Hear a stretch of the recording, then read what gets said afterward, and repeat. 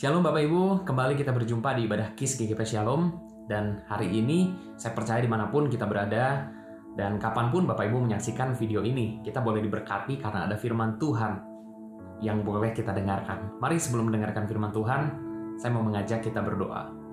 Tuhan Yesus yang baik, kami bersyukur ada firman Tuhan untuk malam hari ini kami boleh dengarkan, dan kami percaya setiap firman yang ditabur itu tidak pernah menjadi sia-sia. Namun itu menjadikan kami pribadi-pribadi yang lebih dewasa, pribadi-pribadi yang lebih kenal siapa Tuhan kami. Kami bersyukur dan kami siap untuk belajar dan mendengarkan. Dalam nama Tuhan Yesus, Roh Kudus-Mu yang memimpin kami sehingga kami boleh bukan hanya mendengar, tapi kami boleh menjadi pelaku firman Tuhan. Terima kasih Tuhan Yesus. Amin. Ya Bapak Ibu, kira-kira sekitar 1-2 tahun yang lalu, saya dan istri itu beliin Raylin sepeda. Dan Raylin mulai dengan sepeda roda 4, seperti kebanyakan anak-anak yang belajar. Dan ada masanya dia mulai ngelihat teman-teman seangkatannya udah mulai pakai roda 2. Dia juga pengen, saya juga pengen, Mei istri saya juga pengen. Akhirnya kami coba untuk lepas ya roda 4 jadi roda 2. Dan proses belajar yang cukup seru, karena dari waktu ke waktu kami sempat pasang lagi tuh ya, stres gitu kan, kenapa ini nggak bisa-bisa, anak yang lain udah bisa. Akhirnya dia juga pengen belajar, dia juga pengen bisa. Akhirnya kita coba lepas lagi, kita belajar lagi, latihan lagi. Saya pegangin, saya mulai lepas sedikit-sedikit, dia jatuh dan seterusnya. Proses belajar naik sepeda, saya kira banyak kita juga ngalamin. Tapi dari proses ke proses itu, saya ingat saya sering kali ngomong ke dia, Raylin, kamu tuh berani, kamu tuh bisa. Kenapa saya ngomong gitu? Karena dia suka bilang takut, nggak berani, nggak bisa. Raylin nggak bisa. Tapi saya selalu bilang kamu bisa, karena kamu berani. Kamu latihan, kamu belajar, jadi kamu pasti bisa. You are a brave girl. Saya sering ngomong kayak gitu sama Raylin. You are a brave girl. Nah, sampai satu waktu, teman-teman, Bapak Ibu, saya kaget. Saya lihat di sepedanya itu ada secari kertas, tulisannya brave. Saya tanya sama Raylin, ini kamu tulis sendiri? Iya. Kenapa kamu tulis ini? Ya pengen aja. Nah, mungkin dia belum bisa ngejelasin, tapi saya tahu bahwa dia lagi meyakinkan dirinya sendiri bahwa saya adalah perempuan yang berani. Saya adalah anak yang berani, seperti yang Papa bilang. Akhirnya dengan modal kertas, kemudian kita latihan lagi dengan keyakinan, akhirnya dia mulai bisa. Dan saya senang banget, dia juga senang banget. Bapak Ibu, seringkali kita sepelein kata-kata yang kita pakai dalam hidup, padahal kata-kata itu penting sekali. Kalau hari ini Raylin bisa naik sepeda, saya ingat ada identitas yang tertanam dalam dirinya bahwa saya adalah perempuan yang berani. Itu dia dengar dari papanya. Kamu adalah perempuan yang berani, kamu adalah perempuan yang berani. Dan itu terjadi, diulang terus-menerus. Bapak Ibu, kata-kata yang kita dengar hari ini itu mempengaruhi hidup kita. Makanya kita jangan sembarang denger ya, tapi juga sekaligus kata-kata yang kita keluarkan itu juga menentukan hidup kita. Banyak kejadian dalam hidup kita, hal-hal penting terjadi karena kata-kata yang kita ucapkan. Misalnya, kita mungkin pernah melamar seseorang, kamu mau nggak nikah sama aku? Will you marry me? Terus kemudian pasangan itu mengeluarkan kata-kata, yes, I do. Beberapa waktu ini ada beberapa pemberkatan yang saya sempat ikut dan melayani di sana. Saya dengar lagi tentang janji nikah, saya dengar lagi tentang bagaimana pasangan ini saling confirm ya, mengucapkan janji. Itu kata-kata yang penting, kata-kata yang menjadi sebuah perjanjian. Nah, kata-kata segitu pentingnya juga sampai ada rumah tangga yang berpisah karena mereka sembarangan ngomong. Udahlah, kita kalau kayak gini pisah aja, kita cerai aja. Hati-hati Bapak Ibu ya. Itu kata-kata yang bisa berdampak pada hal yang negatif, hal yang tidak baik. Dan nggak sedikit juga di perusahaan-perusahaan hari-hari ini karyawan-karyawan yang nggak punya motivasi kerja, etos kerjanya rendah. Ketika ditanya, saya ngerasa nggak dihargai di perusahaan ini. Padahal kalau sebagai atasan, kita boleh ucapin sedikit aja kata-kata terima kasih ya, kamu udah bekerja dengan baik, kita kasih apresiasi. Ternyata itu membuat perbedaan yang besar. Dan beberapa berita yang saya tonton tentang terjadinya tawuran, terjadinya perkelahian di antara anak-anak muda, biasanya juga terjadi karena nggak ada kata maaf. Saya sorry karena mungkin udah nyenggol atau misalnya ada hal-hal yang kecil yang sepele, tapi karena nggak ada kata maaf itu akhirnya berujung pada pertengkaran dan nggak bagus gitu loh ujungnya. Nah, jadi kata-kata ini penting ya Bapak Ibu, kita perlu perhatikan. Di Amsal 18 ayat 21 dikatakan hidup dan mati dikuasai lidah. Wow, siapa suka menggemakannya akan memakan buahnya. Jadi bayangkan Bapak Ibu, lidah itu punya kuasa. Ya, dalam terjemahan yang lain dibilang lidah mempunyai kuasa untuk menyelamatkan hidup atau merusaknya. Orang harus menanggung akibat ucapannya. Ini serius sekali. Death and life are in the power of the tongue. Death and life. Hari ini pertanyaannya, apakah kita mau menjalani satu hidup yang benar-benar hidup, satu kehidupan, atau kita menjalani hidup tapi seperti kita menjalani kematian? Itu ditentukan oleh lidah. Bagaimana kita menggunakan lidah kita. Nah, ada beberapa nasihat firman Tuhan yang kita mau belajar hari ini. Words create worlds. Kata-kata kita membentuk dunia kita. Nah, ada 4 hal yang kita perlu bahas pada sore hari ini. Yang pertama itu huruf K, yang kedua A, yang ketiga T, yang keempat A. Jadi K-A-T-A, kata ya. Yang pertama K, ketahui bahwa lidah itu netral. Bapak Ibu, lidah itu tidak diciptakan untuk hal yang baik atau hal yang jahat. Hal yang baik atau hal yang buruk, enggak. Lidah itu netral. Seperti halnya kalau hari ini kita tahu dengan tenaga energi nuklir, reaktor nuklir dibuat dan menerangi sebuah kota. Tapi dengan energi yang sama bisa digunakan untuk bom nuklir menghancurkan sebuah kota. Serem, ya. Nuklirnya sama. Tuhan kasih kepintaran, peradaban, perkembangan teknologi, ilmuwan-ilmuwan untuk merancang hal-hal yang baik. Tapi balik lagi, apa yang baik, apa yang netral yang Tuhan kasih, itu bisa dipakai untuk hal yang buruk juga. Begitu juga dengan lidah. Seperti halnya api bisa menghangatkan kita atau membakar. Seperti halnya air bisa melepaskan dahaga kita atau menghanyutkan atau membuat sebuah kota jadi banjir.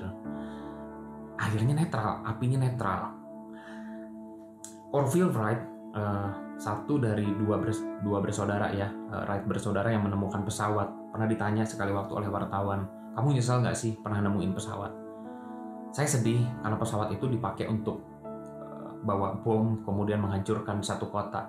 Tapi buat saya yakin bahwa pesawat yang saya buat itu, yang saya temukan itu bisa digunakan untuk hal yang baik, tapi juga mungkin digunakan untuk hal yang buruk. Jadi dia tidak menyesal.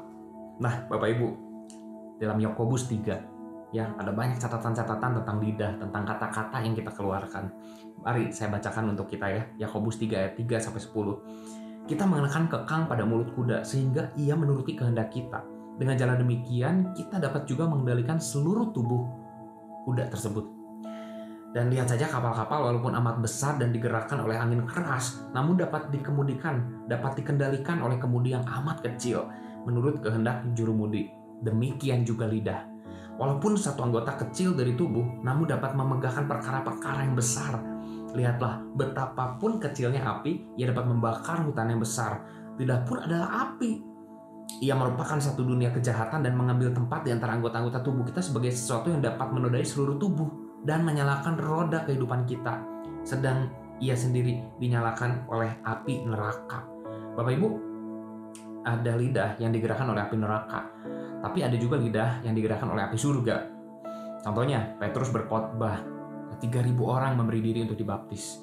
Petrus dan Yohanes berkhotbah, ada 2.000 orang bertambah, dari 3.000 jadi 2.000 jumlah jemaat mula-mula.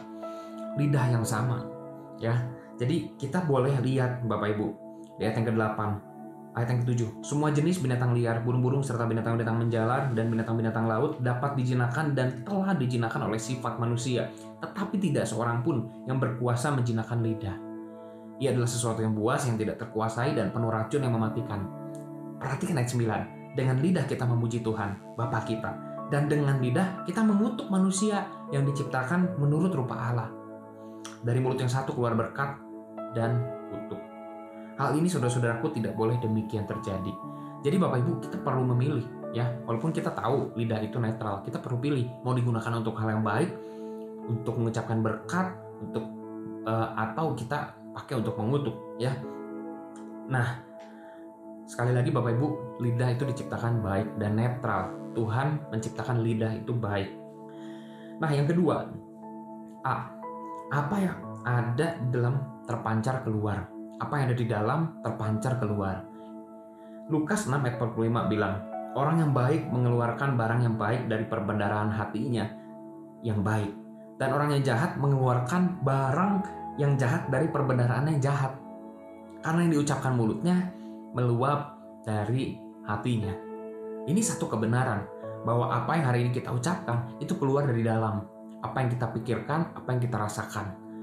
Jadi dari dalam keluar. Itu sebabnya Bapak Ibu penting untuk kita perhatikan apa yang ada di dalam kita hari ini. Saya punya keran di rumah untuk cuci piring.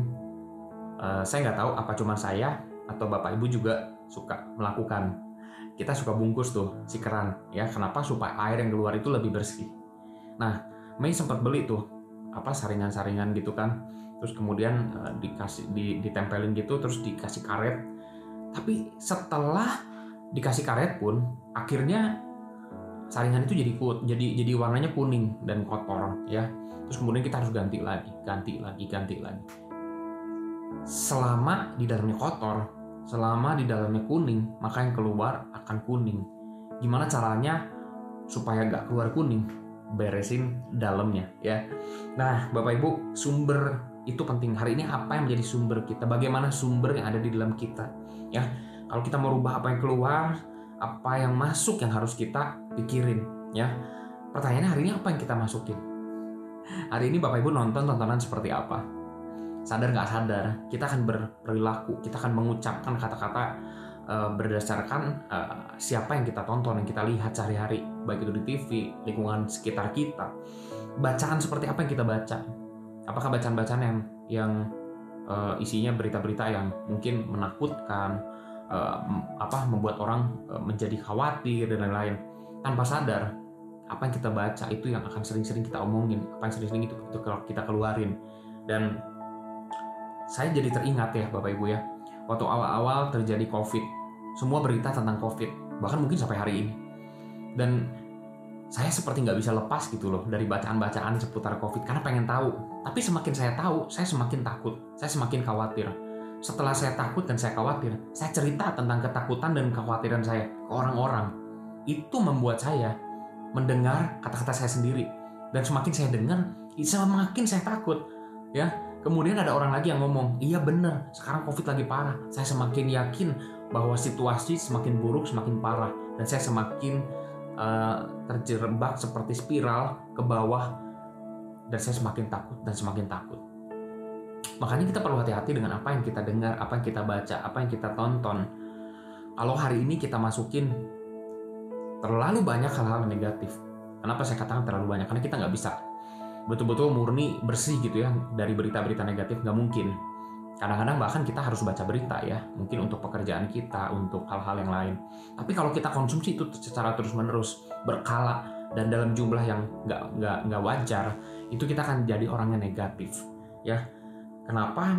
Perhatikan nih Bapak Ibu, ya, orang-orang yang hari ini kita temukan punya perilaku yang nggak baik.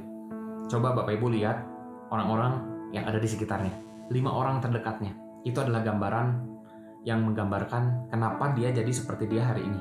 Kenapa dia perilakunya buruk? Karena setiap hari dia lihat yang buruk, dia dengar yang buruk, dan yang buruk itu lama-lama jadi biasa buat dia. Dan akhirnya dia pun juga mengeluarkan kata-kata yang buruk. Nah, Bapak Ibu, gimana kalau kita mulai membangun habit masukin hal yang baik? Apa yang baik selain firman Tuhan? Saya kira nggak ada yang lebih baik dibandingkan firman Tuhan untuk kita boleh konsumsi setiap hari, untuk kita boleh baca setiap hari, ya Bapak Ibu. Kita boleh punya bacaan-bacaan yang baik, tapi kalau kita nggak punya bacaan yang terbaik, yaitu firman Tuhan, di mana di dalamnya ada kebenaran, di mana di dalamnya adalah firman itu sendiri. Pada mulanya adalah firman, firman itu adalah Allah, firman itu menjadi manusia. Dari firman terjadilah, terciptalah alam semesta yang kita tinggal hari ini. Firman itu berkuasa. Dan kalau firman itu tinggal di dalam kita hidup di dalam firman, kita menghidupi firman Tuhan, maka kita boleh punya perbenaran kata yang baik, dan akhirnya yang baik yang akan terucap, yang akan keluar.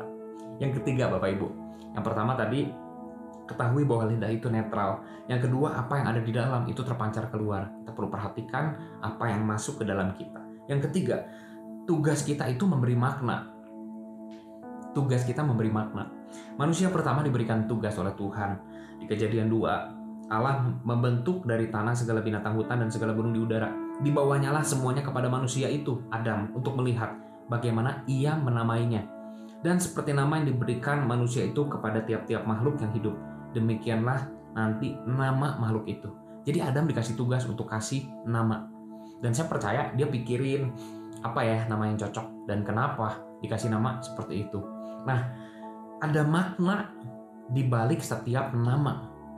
Hari ini kalau kita punya nama, besar kemungkinan ya, saya percaya banyak orang tua sepakat kasih nama yang bagus buat anaknya. Makanya kenapa kalau hari ini kita melihat diri kita, menilai diri kita, itu juga salah satunya berdasarkan nama yang terkandung di dalamnya. Ada makna apa di balik nama? Nah, penting untuk kita bisa memaknai hari-hari kita, ya. Tugas kita itu memberi makna. Hari-hari kita itu dimaknai seperti apa? Ada orang-orang yang memaknai hari-harinya seperti ini. Aduh, ini hari-hari yang berat. Ini hari-hari yang buruk banget. Ya, ini situasi yang sangat sulit. Dan buat saya kayaknya untuk pergi lagi ke kantor, ketemu orang yang nyebelin itu lagi, kayaknya nggak mudah. Ini tahun yang berat buat saya. Dengan spirit seperti itu, saya percaya orang-orang yang mengucapkan kata-kata atau perbenaran kata-katanya seperti halnya seperti yang tadi disebutkan, kurang lebih pagi harinya akan seperti ini. Dia bangun pagi, dia ngebayangin hari-harinya itu akan berat. Dia pengen tidur lagi, matanya berat, tapi dia tahu dia harus bangun karena dia takut kalau dia datang terlambat ke kantor, dia mungkin kena sanksi. Akhirnya dia pergi ke kantor. Nggak ada semangat, tanpa rasa syukur, dia mulai harinya dengan tertunduk lesu. Kemudian dia pergi ke kantor, dia kerja tanpa gairah. Dan dia berjumpa dengan orang-orang yang dia nggak suka. Dan orang-orang itu tampak semakin menyebalkan. Dan semua kerjaannya, proyeknya itu juga jadi terasa tidak seru, tidak menyenangkan. Dan akhirnya hasilnya bisa Bapak Ibu bayangkan sendiri. Atau kita bayangkan ada orang yang kedua. Orang yang kedua ini dia percaya bahwa hari ini adalah hari yang dijadikan Tuhan. Saya tahu bahwa hari ini saya ada untuk menjadi berkat. Siapa orang yang akan saya berkati hari ini? Ini adalah hari di mana saya menjadi orang yang produktif. Dan kalau ada masalah, itu adalah tantangan buat saya. Dan saya akan berjumpa dengan orang yang baru. Mungkin ada beberapa perilakunya yang tidak menyenangkan. Tapi buat saya, itu adalah sebuah keunikan. Di mana saya akan belajar mengenal mereka dengan keunikannya. Dan saya percaya orang-orang seperti ini akan menjalani hari-harinya dengan berbeda. Dia akan bangun dengan semangat. Dia akan mungkin dia sarapan yang sehat. Dia seduh kopinya. Kemudian dia baca Alkitab di pagi hari, dia baca bacaan-bacaan yang positif, dan kemudian dia pergi dengan semangat, dia jumpai orang-orang di kantornya, dan dia berpikir bagaimana saya bisa menjadikan orang-orang ini lebih baik lagi dengan adanya saya di tempat ini. Dan akhirnya kerjaannya juga selesai dengan baik, dan dia boleh menuai hasil-hasil yang baik. Bapak Ibu bayangkan, kalau kita memberi makna yang salah pada hari-harinya kita, itu berakibat fatal. Kalau hari-hari ini mungkin COVID masih belum berlalu dan kita masih melihat, wah ini berat, situasi ekonomi susah, semua susah, jual ini susah. Kalau kita mau bisnis nggak mungkin, semua orang nggak ada yang berbisnis. Kita mau memulai sesuatu, ada peluang, ada opportunity, terus kita bilang ini susah, nggak mungkin. Terjadilah seperti apa yang kita percayai. Bapak Ibu, boleh nggak sih kita takut, kita ngerasa khawatir? Boleh aja, karena rasa itu juga ada dan Tuhan izinkan ada terinstall di dalam diri kita. Salah satu rasa yang bisa kita rasakan sebagai manusia. Tapi masalahnya, kalau kita takut, kalau kita ragu, coba deh cerita sama orang-orang yang dewasa. Kalau kita cerita sama orang yang negatif, dia akan konfirmasi ketakutan kita. Betul, memang situasinya itu parah banget ya. Hati-hati, kita akan mungkin 3 tahun lagi kita akan seperti ini. Coba bertahan hidup aja. Akhirnya kita punya mentalitas, akibat kata-katanya dia, kita mentalitasnya bertahan. Tapi kalau kita datang ketemu sama orang yang dewasa, orang yang punya confident, orang yang punya kepercayaan yang bagus, ya, orang-orang ini akan memberikan semangat. Orang-orang ini akan kasih tahu sama kita hal-hal yang membuat kita punya pemikiran-pemikiran yang terbuka. Nah, Bapak Ibu, tentu akan menjadi sebuah perbedaan kalau kita maknai secara keliru hari-hari kita. Kalau kita maknai secara keliru masalah yang kita hadapi saat ini, hasilnya akan berbeda. Saya belajar untuk melihat masalah yang saya hadapi hari ini sebagai satu batu loncatan. Ini adalah sebuah tanda di mana Tuhan mau angkat saya lebih tinggi. Saya mau responi dengan bijak. Saya minta Roh Kudus hikmat untuk boleh meresponi masalah ini. Tapi kalau misalnya kita punya makna yang, aduh ini masalah, kenapa sih masalah lagi ya, yang itu belum beres, ini tambah lagi, ya besar kemungkinan akan bertambah terus ya Bapak Ibu ya. Nah, bagaimana kita memberi makna kepada diri kita sendiri? Saya perlu ingetin diri saya bahwa Ray adalah seorang papa yang peduli kepada keluarga, misalnya seperti itu. Atau misalnya Ray adalah seorang suami yang sayang sama istri, misalnya seperti itu ya Bapak Ibu ya. Itu adalah makna yang kita berikan pada identitas kita ya. Ray adalah seorang pemimpin yang berintegritas. Nah, hari ini apa ya makna yang Bapak Ibu Saudara berikan kepada diri Bapak Ibu?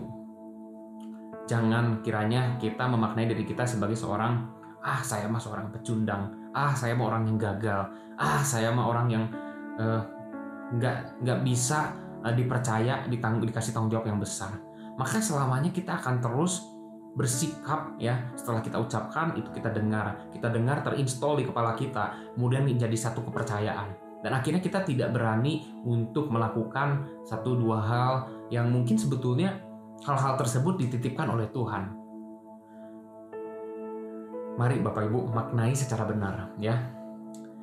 Di Yoel 3 ayat yang 10 dikatakan, baiklah orang yang tidak berdaya berkata, aku ini pahlawan. Lagunya mungkin lebih familiar ya. Let the weak say I am strong. Jadi Tuhan mau bahkan dalam situasi kita yang sedang terpuruk, sedang dalam masalah, berkatakan bahwa kita kuat, kita bisa, kita berani karena ada Tuhan. Ya, kualitas kehidupan kita hari ini, kualitas kehidupan yang kita punya hari ini adalah cerminan dari pikiran-pikiran yang kita pikirkan. Dan celakanya, pikiran-pikiran itu tercermin keluar lewat kata-kata. Jadi Bapak Ibu, seperti apa kualitas kehidupan yang Bapak Ibu inginkan? Saya pikir kita perlu belajar memberi makna yang tepat. Maknai sesuai dengan apa yang Tuhan katakan. Kalau kita hari ini ada, jangan katakan kita ini tidak berharga. Karena Tuhan bilang dalam firman-Nya, kita ini berharga, kita ini mulia. Jangan bilang kita ini adalah pecundang. Katakan kita ini pemenang, karena ada Tuhan bersama dengan kita. Katakan bahwa kita ini anak Allah, kita ini anak raja. Itu identitas-identitas yang bagus. Maka kita akan memaknai hidup kita secara benar. Yang keempat, apa yang kita ucapkan membentuk dunia orang. Efesus 4 ayat 29. Janganlah ada perkataan kotor keluar dari mulutmu, tetapi pakailah perkataan yang baik untuk membangun di mana perlu, supaya mereka yang mendengarnya beroleh kasih karunia. Karena kita hidup nggak sendiri Bapak Ibu. Selain kita bicara pada Tuhan, kita bicara pada diri kita sendiri, tapi kita juga bicara pada orang lain. Nah, pertanyaannya, pembicaraan-pembicaraan atau kata-kata seperti apa yang kita keluarkan? Gunakan kata-kata yang membangun. Besi menajamkan besi, orang menajamkan sesamanya. Ayat ini punya dua kemungkinan. Dalam konteks negatif atau dalam konteks positif. Besi menajamkan besi, orang menajamkan sesamanya. Ada orang-orang yang akhirnya menggunakan ayat ini dalam satu pemahaman, karena saya mengasihi orang tersebut, saya memberikan teguran kepada orang tersebut. Tapi cara dia menegur itu dia pikirin banget.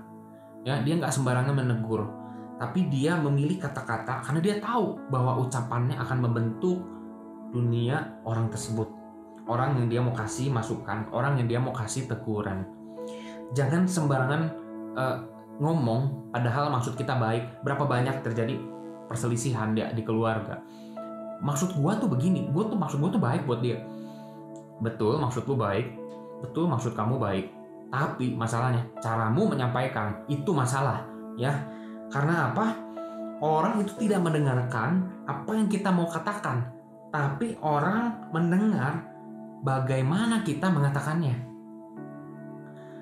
Ada maksud baik yang disampaikan dengan cara yang salah. Hasilnya tidak baik. Tapi ada maksud yang tidak baik disampaikan dengan cara yang baik. Orang bisa termanipulasi dan dia pikir itu baik. Jadi cara menyampaikan ini penting ya Bapak Ibu ya. Sebagai anak-anak Tuhan, yuk kita sampaikan maksud baik kita dengan cara yang baik ya. Orang tua ke anak. Ada banyak orang tua yang maksudnya baik untuk menjaga anak, menjauhkan dari pergaulan-pergaulan yang tidak baik. Tapi cara penyampaiannya itu tidak dipikirkan dengan baik. Sehingga akhirnya keterima sama anaknya ya dalam keanak-anakannya mereka tentunya ya. Akhirnya dicerna secara salah dan akhirnya terjadi jarak antara orang tua dan anak. Tentu ini bukan sesuatu yang baik. Ada banyak pasangan suami dengan istri kepada suami mengatakan sesuatu dengan cara yang tidak enak ya, dan kata-katanya ini ternyata membuat orang tersebut tersinggung ya, dan dasar suami yang tidak berguna ya. Kemudian setiap hari dikatakan seperti itu. Suami ini lama-lama berpikir, apa iya gue tidak berguna? Iya ya, gue tuh nggak berguna ya. Ini aja gue nggak bisa, itu aja gue nggak bisa.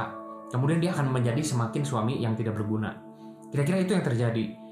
Apa yang kita ucapkan itu membentuk dunia orang. Hati-hati, apalagi kalau itu terjadi berulang-ulang ya. Nah Bapak Ibu, sebagai anak Tuhan, kita perlu menyadari 4 hal tadi.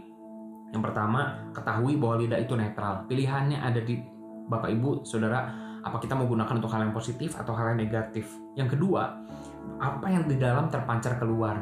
Yuk kita isi. Dalamnya bersihin, dalamnya bagusin, maka keluarnya pasti bagus. Yang ketiga, tugas kita itu memberi makna. Bagaimana kita memaknai hari-hari kita. Bagaimana kita memaknai diri kita sendiri. Bagaimana kita memaknai pekerjaan yang sedang kita kerjakan.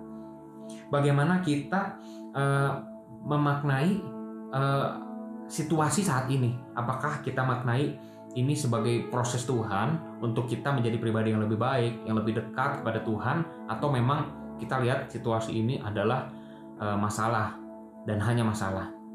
Dan yang terakhir, tadi kita belajar bahwa apa yang kita ucapkan itu membentuk dunia orang. Maka dari itu Bapak Ibu, saya mau kasih tiga latihan yang sederhana untuk kita. Yang pertama, disiplinlah baca firman Tuhan. Karena apa yang masuk, itu yang keluar. Garbage in, garbage out. Ini satu pepatah yang bagus. Kalau sampah yang masuk, pasti sampah yang keluar. Tapi kalau firman Tuhan yang masuk, pasti firman Tuhan yang keluar. Yang kedua, disiplinlah bersyukur. Karena dari satu mata air, tidak mungkin terpancar 2 jenis air. Kalau kita bersyukur, kita nggak bisa bersyukur dan mengeluh di satu waktu yang sama. Kalau kita punya disiplin bersyukur, maka kata-kata yang keluar itu adalah kata-kata yang memberkati, kata-kata yang memberikan kekuatan pada orang lain, membangun hidup orang, membangun hidup kita sendiri. Yang ketiga, disiplinlah melatih iman kita. Percayalah bahwa hari ini Tuhan izinkan segala sesuatu terjadi untuk kita hadapi. Mungkin buat sebagian kita nggak enak, ya, sebagian besar masyarakat mengalami dampak dari COVID. Tapi percayalah bahwa Tuhan bekerja. Disiplinlah melatih iman kita. Lihat situasi saat ini dengan mata iman. Percayalah bahwa ada sesuatu yang besar yang Tuhan sedang siapkan, yang sedang Tuhan kerjakan. Kalau kita meresponi dengan benar, ya, maknai dengan benar, lakukan 3 latihan sederhana ini: disiplin baca firman Tuhan, disiplin bersyukur, dan disiplin melatih iman kita. Maka kita akan menjadi pribadi yang lebih baik. Dengan pertolongan Tuhan, kita dimampukan untuk melakukan semuanya itu. Mari kita berdoa. Tuhan, kami tahu, kami sadar, kami manusia yang penuh dengan segala keterbatasan, tapi kami punya sumber yang tidak terbatas. Kami punya sumber hikmat, dan hari ini hikmat berkata, firman-Mu berkata untuk kami boleh berhati-hati dalam menggunakan lidah, ucapan, kata-kata kami, karena kami tahu ada kuasa di dalamnya yang berdampak pada hidup kami maupun pada hidup orang lain. Kami mau jadi berkat buat orang lain. Pakai kami Tuhan, hikmat-Mu menyertai setiap kami, hingga kami tahu bagaimana kami harus berkata-kata.